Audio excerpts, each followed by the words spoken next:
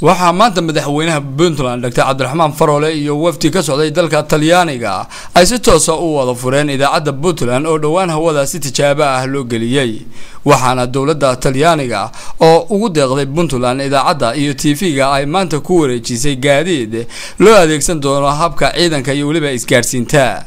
madaxweynaha Puntland oo ugu horreynba ka hadlay munaasabadda xarig jarka idaacadaasi ayaa uga mahad celiyay Talyaaniga xiriirka wanaagsan ee u dhaxeeya Talyaaniga iyo Puntland iyo waliba mashaariicaha horumarineed ee dalka ay ka fuliyeen munaasabadan waxa kale oo muhiim ah oo dhinaciina ku aragtaan halka dad abuurayda qabtaan ayaala 15 baabuur oo dawladda Talyaaniga u deeqday dawladda Puntland si amaankeeda loo sugo deegaanka fadhiga booliska baabuurtaas badan oo ka mid ah saari doona qalab telecommunication iyagoo la shaqeynaya stationo iyo ay dawladda Talyaaniga u deeqday oo laga dhisay magaalooyinka waaweyn laga dhisay inna baabuurta lagu rakibayo si meeshii wax ka dhacaanba iyadoo markii hawlgalka lagu jiro warqabkuna u socdo sabaan cid kale ay dhexda ka dhigaysan dhanka kale waxa uu xusay madaxweynuhu dawladda Turkiga oo hore ballan qaado ula gashay Puntland inaysan oofin balse ay arrimahaas oo idil u buuxisay booskeedii dawladda Talyaanigu Turkiga oo dadka u dhaxayn lahaa hada xamar uu helay xamar buuna ku bururay xamar buuna goostay anaga ballan bay noo qaadeen laakiin way nooga baxeen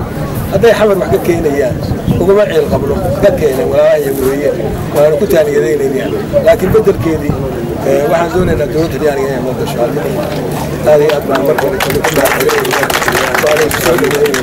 Carlotta Wolf waa xoghaynta safaaradda Talyaaniga u qaabilsan Soomaaliya isla markaana wakiil ka ahayd Andrea Masella safiirka dalka Talyaaniga u qaabilsan Soomaaliya oo fadhigeedu yahay dalkaasi Kenya ayaa iyadu maanta halkaas uga mahad celisay Puntland horumarka ay ka sameysay dhinaca amniga dhismaha hay'adaha dawladda waxayna sheegtay dawladda Talyaanigu inay mashaariic badan dalka hore uga fulisay haatan ay diyaar u tahay inay si laba laabto mashaariicii ay hore uga fulin jirtay dalka oo ay ka mid tahay arrimaha dimuqraadiyadda amaanka horumarka bulshada L'ospedale di Garove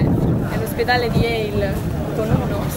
cui è stata affidata altresì la ricostruzione della pista dell'aeroporto di Bosasso. si kastaba ahaatee idaacadda Puntland ayaa noqonaysa idaacaddii ugu horreeyay ee dawladda Puntland ay yeelato isla markaana si toos ah hawada loo geliyo waxaana iyadoo hadda dhismaheedu u socdaa TV-ga Puntland oo isagana dalka Talyaanigu ugu deeqay Puntland oo la filayo dhawaan inuu si toos ah hawada u soo galo Cabdiraxmaan Cali Nuur Samsad Garowe.